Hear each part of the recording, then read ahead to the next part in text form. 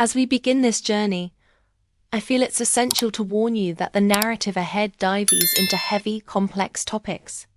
We'll explore the emotional labyrinth of new motherhood, the subtle intricacies of family relationships, and the painful unraveling of infidelity.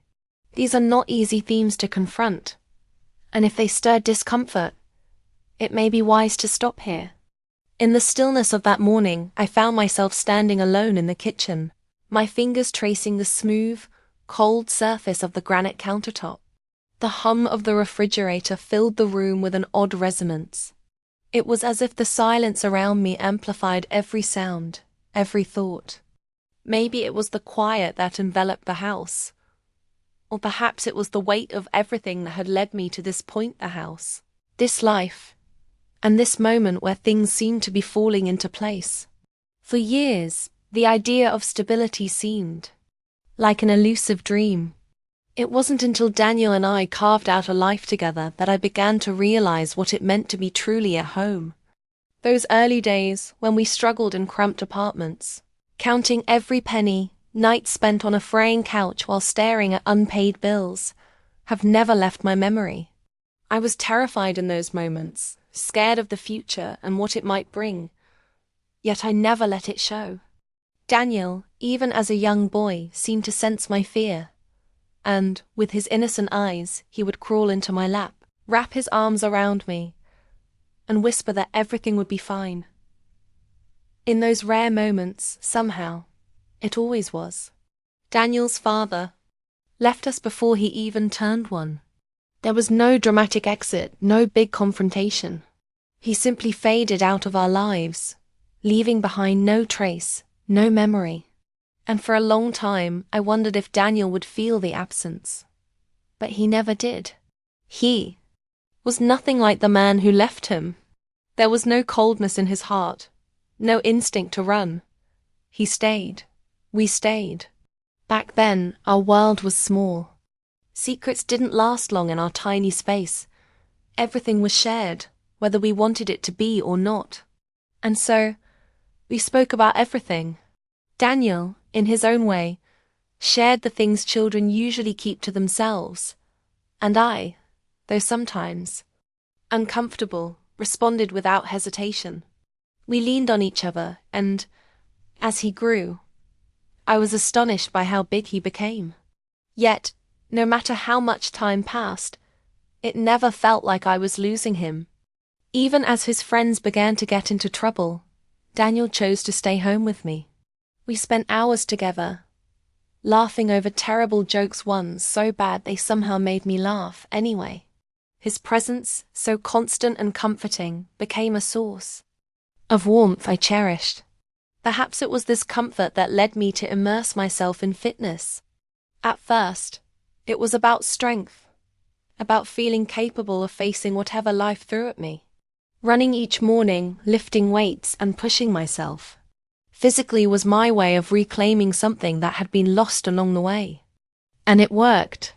My body changed, and with it, my confidence grew. I began to feel not just better but more capable, more in control. People noticed, and I noticed the spark that was rekindled within me. With newfound confidence, I made a change. I bought this house, the one with space, with light, with a peacefulness that seemed to echo through the halls. It felt like a reward, something I had earned after years of struggle. I vowed to myself that I would shed any guilt for it. This house, this life, was mine, and I would live it unapologetically. Then came the hot tub. Initially, I questioned the expense, such a luxurious, indulgent thing. But after everything I had endured, it felt right. I mentioned it to Daniel before I bought it. His smile, that gentle encouragement to indulge, surprised me. He was always so understanding, always so laid back. It's as if he didn't fully grasp the significance of the purchase, but I didn't mind. That first night, as I sank into the warm water, I couldn't help but smile. My fingers pruned from the heat, but in that moment, I knew this was a symbol of something I had achieved. By the time the weekend rolled around, I could hardly wait to share it with Daniel. I suggested that the hot tub might ease his muscles after his workout. And, after a bit of resistance, he agreed. But when I slipped into my bikini that evening, something unexpected stirred within me. The mirror reflected a woman I barely recognized. I adjusted the straps, smoothed my hair, and for a moment I was unsure of myself. But I pushed the thought aside. When I carried the drinks outside, the night air felt warmer than usual, and the breeze seemed to whisper through the trees. I placed the glasses on the rim of the hot tub and saw Daniel already there, lounging against the edge, looking more relaxed than I had seen him in a while. His eyes met mine for a split second before he returned to the water. "I promised you. It would be delightful," I said, as I stepped into the hot tub. The warmth of the water, the silence between us, it made everything feel different, almost intimate in a way I couldn't name. He looked up briefly, a flicker of something in his eyes, then returned to his drink. "It's better than I expected," he said, his voice calm, measured. "But don't get too comfortable. These jets are in the perfect spot." I sank deeper into the water, savoring the heat. "You snooze, you lose," I teased. He smiled, and for a brief moment everything felt easy again. It was as if time had rewound to those evenings on the couch, laughing together, sharing space. But something was different now. The water, the heat, the intimacy of it all made every movement feel heavy, slow. And his body so much bigger. Now, filling the space between us reminded me that things were changing. "Fine," I said, shifting a little closer. "If you're staying put, I'll see what makes this place so great." We changed seats, but the jets were perfect. A slight shift of the water, and I immediately regretted it. Daniel's eyes met mine, and I could tell he knew exactly what had just happened. "I told you," he said, raising his glass. "It's mine now. What's the bet?" I challenged, reaching for his arm, but he swatted it away with a laugh. And then, in a blur, we were locked in playful struggle. The water splashed over the sides as I tried to grab hold of him, but he was faster, always faster. Finally, he stopped, lifting his drink to protect it. "Fine," he said. "You win. But sit down now." With a grin, I sat beside him. But the air between us had shifted. Not in a bad way, just ... unfamiliar. There was a tension, something unspoken, hanging in the air. I told myself it was nothing. Just warmth. Just the intimacy of the water and the moment. But my heart was racing. My thoughts were a swirl of confusion, and I couldn't tell if it was innocent or if something more was brewing beneath the surface. "I'm sorry," he said suddenly, his voice low, unsure. "I didn't mean to ... It's fine." I quickly interrupted, trying to maintain composure. "Really, it's just the jets, nothing more." But even as I said it, I could feel something else, the way he was looking at me, the way his gaze lingered just a little too long. Something unspoken between us. But before I could make sense of it, he excused himself, stepping out of the tub and disappearing into the house. I watched him go, my mind racing, trying to piece together what had just happened. That moment, fleeting as it was, lingered with me, like the warmth of the water still wrapped around me. What was it? Was it just a moment or something more? The uncertainty stayed with me, unresolved, and I couldn't shake the feeling that something had changed. The next morning, I woke up with it all swirling in my mind. His gaze, his words, the subtle tension between us. It was impossible to ignore. Perhaps it was nothing. Or perhaps it was something more significant, waiting to be acknowledged. Thank you for sticking with me through this story. I know it hasn't been easy, and I'm grateful for your presence. If this narrative resonates with you, or if you know someone who might connect with the experiences shared, I'd appreciate you hitting the like button and subscribing. It truly helps me keep sharing these stories, knowing I'm not alone. This journey. Now, back to the heart of the story. I reassured myself it was nothing, just an odd moment. Warmth. A hot tub. A shared space. But when dawn broke, I couldn't help but wonder. Was it really nothing? The memory of his gaze, his words, lingered in my thoughts, and I couldn't shake the feeling that something deeper was at play. That I responded to it, the words seemed to carry a weight far beyond their intent. That night I lay and bade, a sense of restlessness enveloping me. A part of me yearned to halt, to draw a line and retreat to the familiar, yet another part craved the thrill of pushing boundaries, eager to discover just how far I could go before something inevitably broke. I never intended to mention it, certainly not in the manner it unfolded.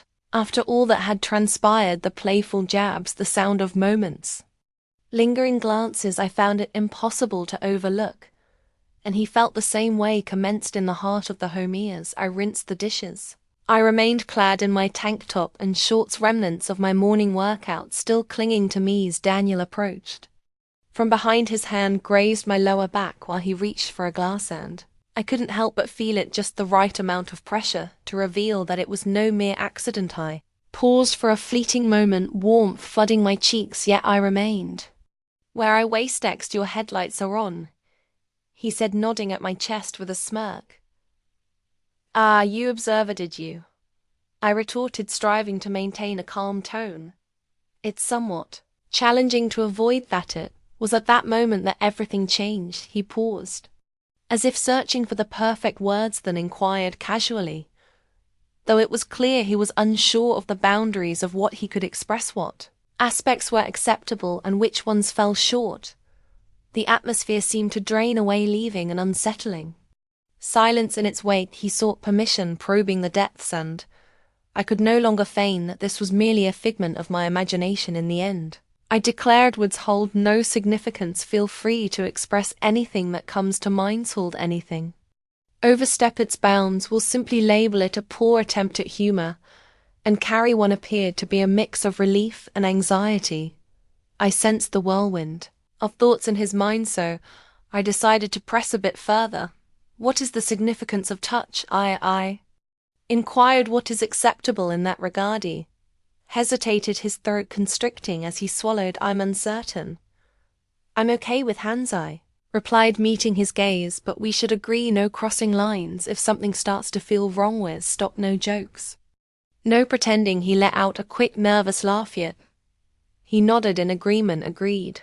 I reassured myself that it was merely innocent, merely a whimsical pact forged between two individuals who had always shared a deep bond, yet the moment carried a weight far greater than that. My stomach churned as I faced the dishes, feigning ignorance to the weight of his gaze lingering on me. It was not long before we put it to the testers. The night deepened. I found myself loading the dishwasher when suddenly I felt his hand graze my hip, swift yet intentional. I jolted upright, colliding directly with him. He stood his ground. Instead, he applied just enough pressure for me to sense his presence, and I gazed up at him with wide isomeons, feeling bold. I remarked, my voice dropping lower than I intended, retorted that it was fine. Yet his flushed face told a different story. I cast a sly glance over my shoulder before turning away, yet the warmth lingered on it even after he departed to join his friends that evening. I rummaged through my clothes, extracting skirts, dresses, and tops that had languished, unworn for years. I longed for his attention. I felt an urge to continue striving. With the dawn of a new day, I set about doing precisely that. I walked downstairs in a fitted blouse and skirt I hadn't worn in years. I told myself it was just for me, a small rebellion against feeling invisibly, just the right number of buttons left undone to spark the imagination. He stood in the kitchen, clad only in his boxers, and when he turned around, his jaw truly dropped. "Is that intended for me?" he inquired with a hint of jest, yet his gaze remained fixed. I playfully suggested that my outfit ought to complement yours.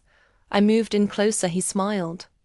Yet, I caught the subtle change in his gaze. He had ceased to jest. His hand grazed my lower back as he strolled by, and I leaned into the touch just enough to convey my approval. The following days unfolded with a familiar rhythm of subtle gestureslingen, glances and remarks that flirted tantalizingly close to the boundaries we both understood were best left untested, grew bolder, and I followed suit. "You're going to get me in trouble," he remarked one evening as I leaned down to retrieve an item from the floor.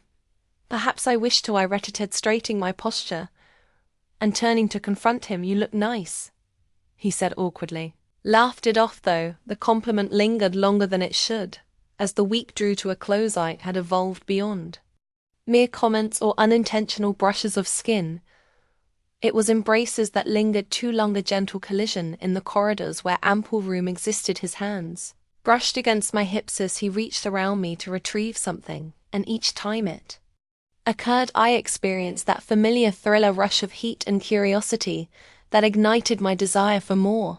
Yet we consistently retreated, would chuckle, share a jest, and act as if nothing had transpired. It seemed we were both apprehensive about the implications of what lay ahead if we chose not to intervene. Yet neither of us wished to bring it to an end, not at this moment.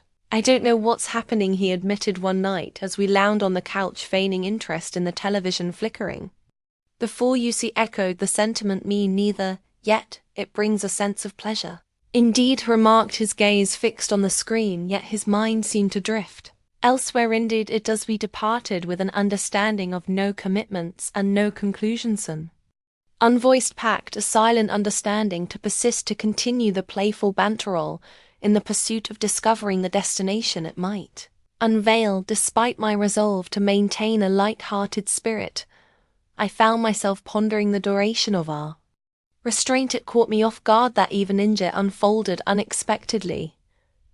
Yet perhaps that was the very reason it became so irresistible to Halton. The cozy embrace of the living room, it was just the two of us enveloped in a shared silence. Television flickered with images, yet neither of us truly engaged with its gloomy legs lay extended, draped over his lap, while he absent-mindedly traced gentle circles around my ankle. Thou, it wasn't our inaugural moment in such a setting. An unmistakable shift lingered in the air. This time he was entirely serious, without a hint of jest or mockery. I wasn't either. The air was thick with unspoken tension, a weight that hung between you and it. Neither of us dared to break the silence. It was only when Daniel finally exhaled that the silence was shattered, spoke softly, his confusion evident. "I don't understand. What is it that you seek?" I inquired, despite already possessing the knowledge. "I find myself utterly bewildered by the unfolding events, and it's causing me considerable distress." I drew my legs in, sitting upright to meet his gaze. His gaze was elsewhere, not directed at me. His gaze was anchored to the ground. His hands clutched his knees, as if he were seeking balance. I wasn't the only one. I confessed. Tummy voice seemed to echo, overwhelming in its softness, despite being little more than a whisper. "I have been endeavoring to unravel it as well." He finally turned his gaze toward me, and in that moment, I saw something unrefined and intense in his eyes, a sensation that coiled tightly within my gut.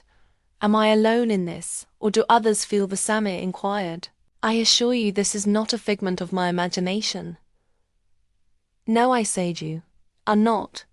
We found ourselves enveloped in silence once more, yet this time it felt even more oppressive. It felt perilous, as if a single misplaced word could unravel it all. I ought to have concluded it at that point, brushed it aside, shifted the conversation, yet I found myself unable to do so.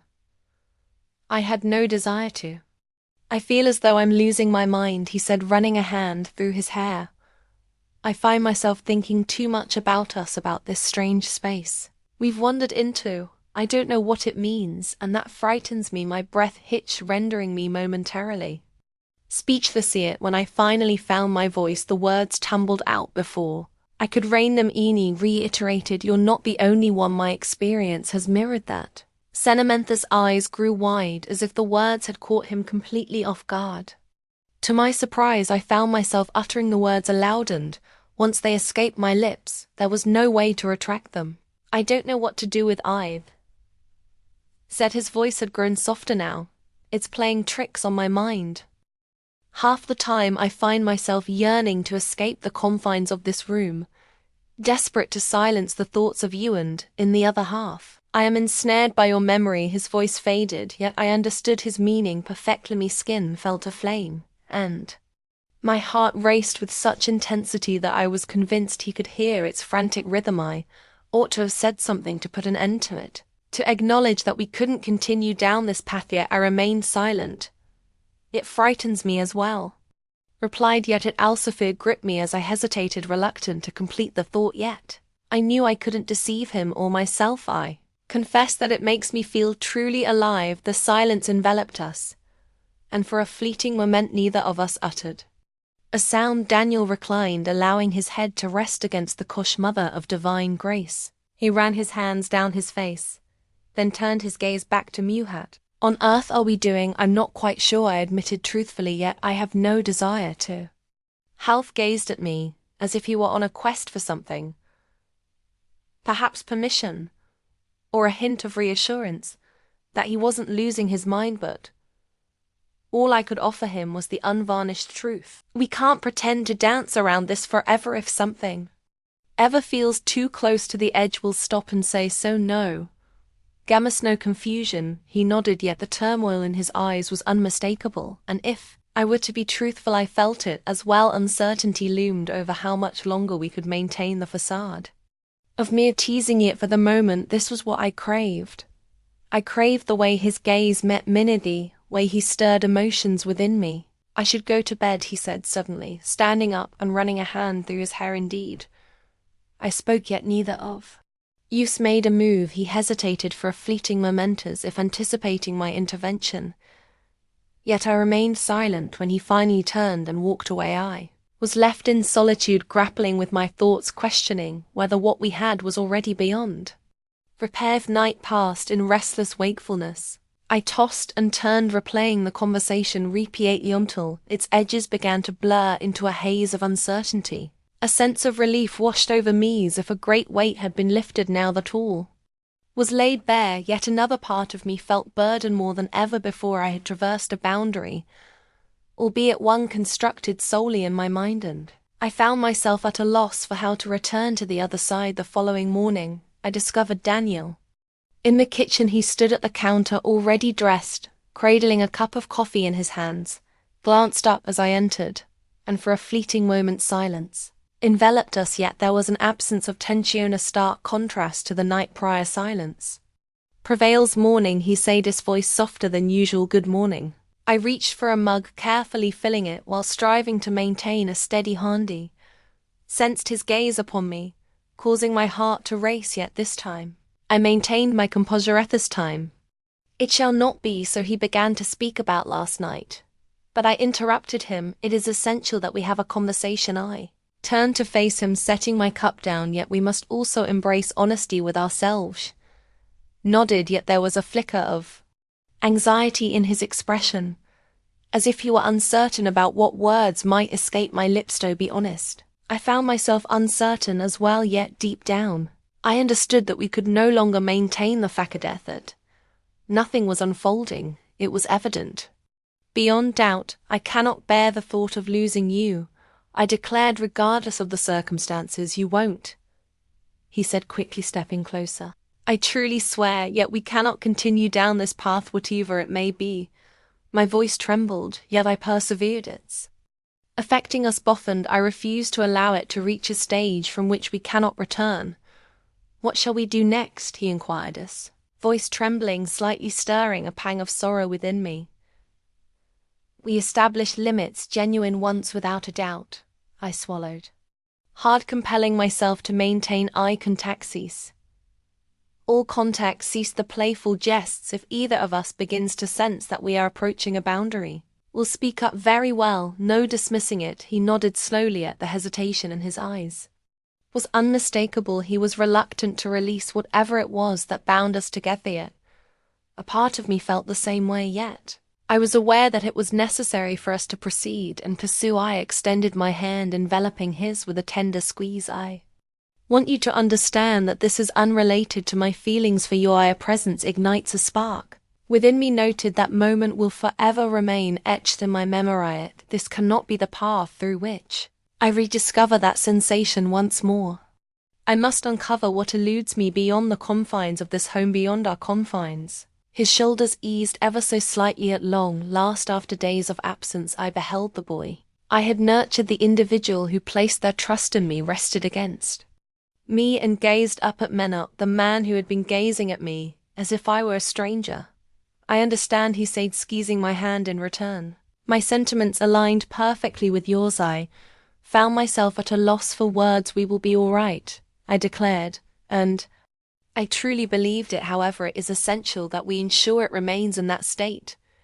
He enveloped me in a hug, warm and reassuring. This, if we had shared this embrace countless times before, as with all those that came before it, as he withdrew, an unmistakable shift lingered in the air, more buoyant it felt, as though we had finally released the tension that had bound us for weeks. Afterward he departed to join some friends. I positioned myself before the mirror and took a moment to truly observe my reflection, not solely at my body but at all that surrounds it, the gentle warmth in my gazebo manner, in which my hair cascaded around my shoulders. The radiance of my skin effortlessly luminous, even in its natural state. After many years I finally experienced a sense of beauty within myself. Finally sought after. It had nothing to do with Daniel. Not quite. It was due to his ability to evoke the sensation of being seen. I vowed to myself in that moment that I would not allow that sensation to slip away. I would discover methods to sustain its vitality through fresh encounters, intriguing individuals, and perhaps even a budding romance when the time felt right. Yet it would not be by his hand. It was impossible. When Daniel returned home later that night, we seamlessly slipped back into our familiar rhythm: dinner, television, and easy conversation. For the first time it felt effortless, once more cozy, as if we had rediscovered the path that led us to one another, even if we had sacrificed something in our journey. As I reclined in bed that night, a myriad of thoughts swirled in my mind, each one echoing the question, what if we allowed it to unfold even more? What if we had ventured beyond that boundary? What if the part of me that yearned for knowledge lingered on, ever truly fading into the background? Uncertainty clouds my path, yet I am acutely aware of the intricate nature of my situation. This is the reason I feel compelled to share this. Perhaps there exists an individual who possesses a perspective I have yet to consider. If you have encountered a situation akin to this, or are aware of someone who has, I would genuinely appreciate your insights. At times clarity eludes us when we find ourselves entrenched in the thick of it.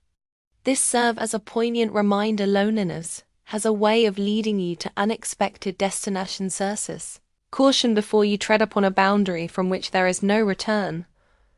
I appreciate your willingness to lend an ear. Insights are valuable, so don't hesitate to express them.